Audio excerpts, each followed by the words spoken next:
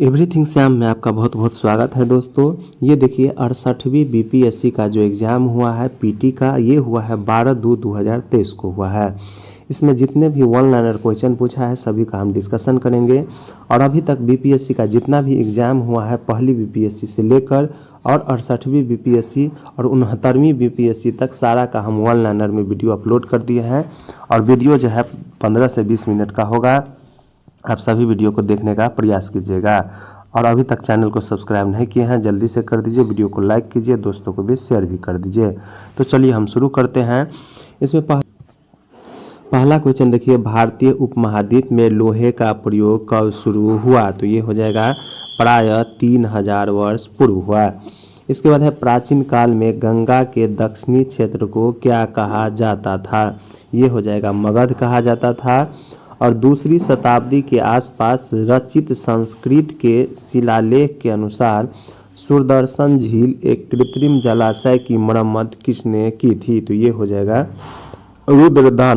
रुद्रदमन ने। इसके बाद है झांसी के पास देवगढ़ का मंदिर और इलाहाबाद के पास गढ़वा मंदिर में बनी मूर्तियाँ किस कला के महत्वपूर्ण अवशेष है? तो ये हो जाएगा गुप्त कला का। और किसने हुमायूं को एक प्रस्ताव दिया था कि यदि उसे बंगाल पर अधिकार करने दिया गया तो वह बिहार को समर्पित कर देगा और 10 लाख दिनार की वार्षिक श्रद्धांजलि अर्पित करेगा? तो ये हो जाएगा शेर खान। इसके बाद है प्रथम बार संघर्ष के तरीके के रूप में स्वदेशी एवं बहिष्कार किसके दौरान अपनाए गए थे? ये हो जाएगा बंगाल विभाजन के दौरान। इसके बाद है किस प्रसिद्ध शासक ने अपनी माता के नाम पर विजयनगर के पास नागलपुरम की एक उपनगरीय बस्ती की स्थापना की थी? तो ये हो जाएगा कृष्णदेव राय। इसके बाद है तबकात ए अकबरी जिसे कभी कभी अबुल फजल के अकबरनामा से अधिक विश्वसनीय माना जाता है, किसके द्वारा लिखा गया था? ये हो जाएगा निजामुद्दीन अहमद के द्वारा। इसके बाद अगला क्वेश्चन देखिए, दिल्ली सल्तनत के दौरान मुकदमा या चौधरी पद का इस्तेमाल किसके लिए किया जाता था? तो ये हो जाएगा गांव के सरपंच के लिए। और 1906 ईस्वी में आयोजित भारतीय राष्ट्रीय कांग्रेस INC के कलकत्ता अधिवेशन में भारत के लिए राजस्व का झंडा किसके द्वारा फहराया गया था? ये हो जाएगा दादा भाई नौरोजी के द्वारा। इसके बाद है अगला क्वेश्चन देखते हैं। इसमें अगला क्वेश्चन है स्वतंत्रता संग्राम के दौरान भारतीय राज्यों यानी कश्मीर निजाम और हैदराबाद त्रावणकोर आदि जैसे भारतीय शासकों द्वारा शासित राज्यों में एक समांतर आंदोलन शुरू किया गया था, उसका नाम क्या था? तो ये हो जाएगा प्रजामंडलम आंदोलन, यानी प्रजामंडलम आंदोलन हो जाएगा। और अबुल कलाम आज़ाद के द्वारा किस पत्रिका को संपादित किया गया था? तो ये हो जाएगा अल हिलाल और एक है अल बिलाल भी है। इसके बाद है एक सन्यासी जो फिजी में एक गिरमिटिया मजदूर के रूप में काम करने के बाद उस जिले में अपनी पीठ पर तुलसीदासकृत रामायण की एक प्रति लेकर आया था जिससे वह ग्रामीण श्रोताओं को छंद सुनाता था, यह किस किसान का जिक्र है? तो ये हो जाएगा बाबा रामचंद्र का। बहुत ही अच्छा क्वेश्चन है, एक बार फिर से देख लीजिए। एक सन्यासी जो फिजी देश में एक गिरमिटिया मजदूर के रूप में काम करने के बाद उस जिले में अपनी पीठ पर तुलसीदासकृत रामायण की एक प्रति लेकर आया था जिससे वह ग्रामीण श्रोताओं को छंद सुनाता था, यह किस किसान का जिक्र है? तो ये हो जाएगा बाबा रामचंद्र। इसके बाद है ऑल इंडिया हरिजन संघ की स्थापना 1932 में किसके द्वारा की गई थी? तो ये हो जाएगा गांधी जी के द्वारा। और अगला देखिए 20 फरवरी 1947 को प्रधानमंत्री एटली ने भारत से ब्रिटिश शासन को कब तक वापस लेने की घोषणा की थी? तो ये हो जाएगा जून 1948 में। बिहार के प्रथम राज्यपाल कौन थे? तो ये हो जाएगा सूर जेम्स डेविड शिप्स्टन हो जाएगा। और Mahatma Gandhi and Bihar some reminiscences के लेखक कौन थे? तो ये हो जाएगा डॉक्टर राजेंद्र प्रसाद हो जाएगा। अगला देखिए किसने बंगाल में महलवारी बंदोबस्त प्रणाली की शुरुआत की? तो ये हो जाएगा होल्ट मैकेंजी ने। और 1940 में विनोबा भावे ने व्यक्तिगत सत्याग्रह कहाँ से आरंभ किया? तो ये हो जाएगा पवनार, और पवनार हो जाएगा महाराष्ट्र से। इसके बाद है 1918 ईस्वी में मोंटफोर्ड सुधारों पर कांग्रेस ने एक महत्वपूर्ण रुख अपनाया, जिसके कारण पुराने उदारवादी अवशेष यानी सप्रू, जयकर और चिंतामणि टूट गए। इन्होंने किसका गठन किया? तो ये हो जाएगा इंडियन नेशनल लिबरेशन फेडरेशन का। इसके बाद है अगला क्वेश्चन, देखिए इसमें पंचायत समिति किस स्तर पर एक पंचायती राज संरचना का संचालन करती है? तो ये हो जाएगा ब्लॉक स्तरीय निकाय पर। और भारतीय संविधान के अनुच्छेद 14 में लिखा हुआ कानून के समक्ष समानता किस देश के संविधान से लिया गया है? तो ये हो जाएगा ब्रिटेन से। इसके बाद है भारतीय संविधान को बनने में कितना समय लगा है? तो 2 वर्ष 11 महीना और 18 दिन लगा है। और राज्य का मंत्री परिषद सामूहिक तौर पर किसके प्रति उत्तरदायी है? तो ये हो जाएगा विधानसभा के प्रति। इसके बाद है 73वें संविधान संशोधन अधिनियम के तहत पंचायती राज संस्थाओं में चुनाव लड़ने के लिए न्यूनतम कितनी आयु होनी चाहिए? तो ये हो जाएगा 21 वर्ष। और भारत की क्षेत्रीय सीमा यानी तट से कितने समुद्री मील यानी किलोमीटर तक समुद्र की ओर फैली हुई है? तो ये हो जाएगा 12 समुद्री मील यानी लगभग 21.9 किलोमीटर हो जाएगा। 12 समुद्री मील को जब किलोमीटर में कन्वर्ट करेंगे तो ये लगभग 22 होता है। इसके बाद है कौन सी समुद्री जैव विविधता के दृष्टिकोण से दुनिया का सबसे समृद्ध क्षेत्र है, जिसमें ज्वारनदमुख समुद्र तट, निकटवर्ती पर्यावरण के जंगल, समुद्री घास, प्रवाल भितिया, नमक दलदल और मैंग्रोव के साथ 21 द्वीप शामिल है। ये हो जाएगा मन्नार खाड़ी बायोस्फीयर रिजर्व हो जाएगा। इसके बाद है म्यांमार के साथ भारत के किन राज्यों की सीमा मिलती है? तो ये हो जाएगा अरुणाचल प्रदेश, नागालैंड और मणिपुर हो जाएगा। ग्रीष्म के अंत में पूर्व मानसून वर्षा होती है, जो केरल और कर्नाटक के तटीय क्षेत्र में एक सामान्य घटना है। इसे स्थानीय रूप से किस नाम से जाना जाता है?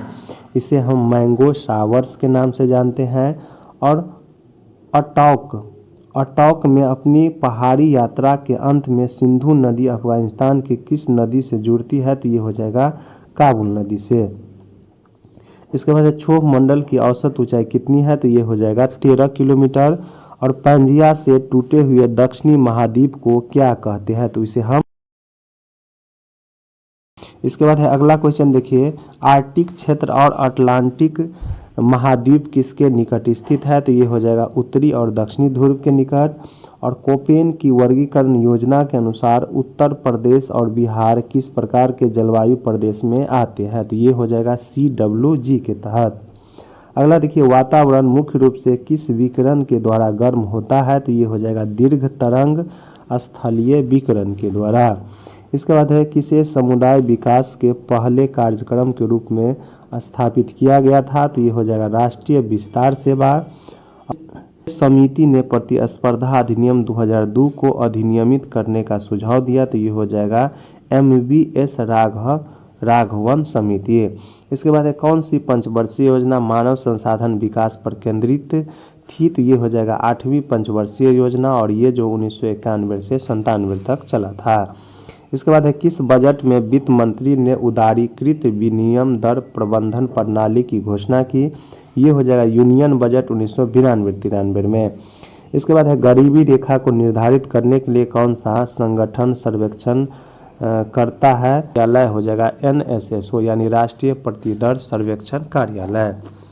इसके बाद है किसने 1947 ईस्वी में भारत और पाकिस्तान के बीच अंतर्राष्ट्रीय सीमा खींचने के लिए स्थापित की गई 2 सीमा आयोग का नेतृत्व किया था? तो ये हो जाएगा सिरिल रेडक्लिफ हो जाएगा।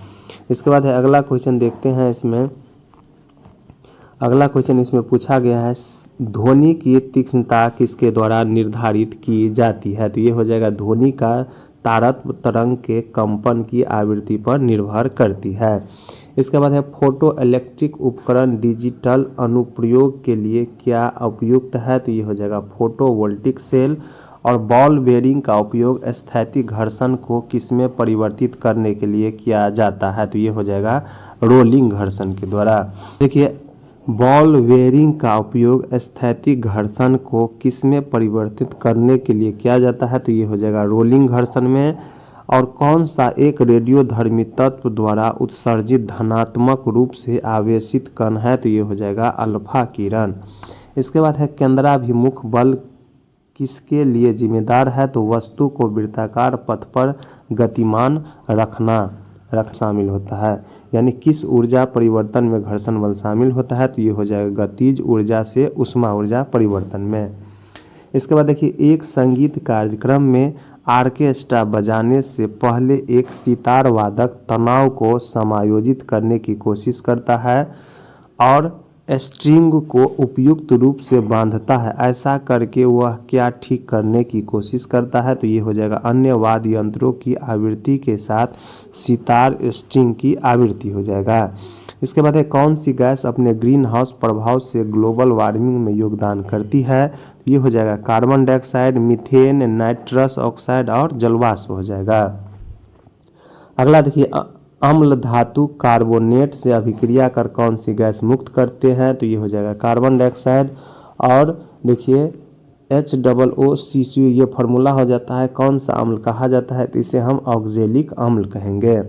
इसके बाद है एसिटिक अम्ल की गंध किसके समान होती है, तो ये हो जाएगा सिरका के समान।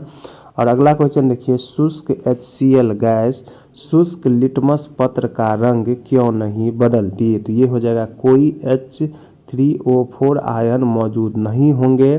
लिटमस केवल H3O4 आयन की उपस्थिति में रंग बदलता है। अगला देखिए, कंकाल के वे हिस्से जो हड्डियों की तरह सख्त नहीं होते हैं और जो मोड़े जा सकते हैं उसको क्या कहते हैं, तो उसे हम कार्टिलेज कहेंगे। इसके बाद है शरीर की प्रतिरोधक क्षमता से जुड़ा सबसे महत्वपूर्ण कोशिका कौन सी है, तो ये हो जाएगा लिम्फोसाइट है। और मादा एनाफिलीज को मादा क्यूलेक्स से अलग कैसे किया जा सकता है, क्योंकि यह बैठता है अंधा स्तर के साथ एक कोण पर, ठीक है। इसके बाद है किस में परिवर्तन के कारण रंध्र खुलते या बंद होते हैं, तो कोशिकाओं में पानी की मात्रा। इसके बाद है क्लोरोफिल सूर्य के प्रकाश के किस तरंगदैर्घ्य को अवशोषित करता है, तो ये हो जाएगा लाल और नीले को।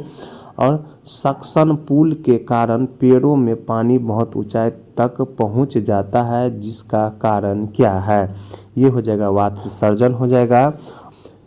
कौन सा क्लोरोप्लास्ट का एक लक्षण है जो उसे स्वप्रकृति के योग्य बनाता है, तो ये हो जाएगा DNA और RNA हो जाएगा। इसके बाद है श्री कृष्ण सिंह द्वारा गठित बिहार की निर्वाचित सरकार ने फरवरी 1938 में किस कारण से उसे इस्तीफा दे दिया था, तो ये हो जाएगा राजनीतिक कैदियों को छोड़ने के कारण हो जाएगा। इसके बाद है किसने चंपारण सत्याग्रह के दौरान बिहार में गांधी जी की जान बचाई थी, तो ये हो जाएगा बत्तख मियाँ ने। अगला कह रहा है असहयोग आंदोलन के दौरान किसने बिहार में किसानों की अगुवाई की थी, तो ये हो जाएगा स्वामी विद्यानंद हो जाएगा। इसके बाद है स्वराज दल की स्थापना बिहार में किसने की थी, तो ये हो जाएगा श्री कृष्ण सिंह ने। और बिहार का सबसे पुराना गिरजाघर कौन सा है, तो ये हो जाएगा पादरी की हवेली हो जाएगा। इसके बाद है दिवंगत अभिनेता कुमुदलाल गांगुली, जिन्हें उनके मंचीय नाम अशोक कुमार से भी जाना जाता है, का जन्म बिहार के किस शहर में हुआ था, तो ये हो जाएगा भागलपुर में। तो 40 ईस्वी में पटना महिला विश्वविद्यालय की स्थापना किस समाज द्वारा की गई थी, तो सिस्टर्स ऑफ एपोस्टोलिक कार्मेल के द्वारा। इसके बाद है पहला तैरता हुआ सौर ऊर्जा संयंत्र बिहार में किस स्थान पर बनाया गया, ये हो जाएगा कैदराबाद दरभंगा में। और भागलपुर से मिर्जा चौकी की ओर रेल मार्ग में बिहार का अंतिम रेलवे स्टेशन कौन सा है, तो ये हो जाएगा पीरपैंती रेलवे स्टेशन। यानी भागलपुर से जो है मिर्जा चौनी की ओर जाने वाला अंतिम रेलवे स्टेशन का नाम हो गया पीरपैंती रेलवे स्टेशन हो जाएगा। बिहार में बहने वाली पवित्र नदी फल्गु किन नदियों के संगम से बनती है, तो ये हो जाएगा मोहना और लीलाजन नदी से। और बिहार में किस स्थान पर पहली बार चाय बागानों की स्थापना की गई, ये हो जाएगा किशनगंज में और 1982 ईस्वी में। इसके बाद बिहार में कृषि आधारित उद्योगों में किस खाद्य उद्योग का प्रभुत्व है, तो ये हो जाएगा अनाज आधारित उद्योग। और किस स्थान पर पहला ग्रीनफील्ड हवाई अड्डा डोनीपोली हवाई अड्डा का उद्घाटन किया गया है, तो ये हो जाएगा ईटानगर में। इसके बाद है विश्व का सबसे बड़ा ज्वालामुखी कौन है जो पिछले 38 वर्षों में पहली बार फूटा है, तो ये हो जाएगा लाओ ज्वालामुखी। इसके बाद है भारत सरकार के पोषण अभियान के तहत वर्ष के किस महीने को राष्ट्रीय पोषण माह या नेशनल न्यूट्रिशन मंथ के रूप में मनाया जाता है, ये हो जाएगा सितंबर महीना हो जाएगा। तो देखिए 68वीं बीपीएससी के तहत जो है इतना ही क्वेश्चन पूछा गया है। तो इसमें जितना भी वन लाइनर क्वेश्चन था सभी हम आपको बता दिए हैं। तो चैनल को सब्सक्राइब नहीं किया जल्दी कर दीजिए, वीडियो को लाइक भी कर दीजिए। जय हिंद।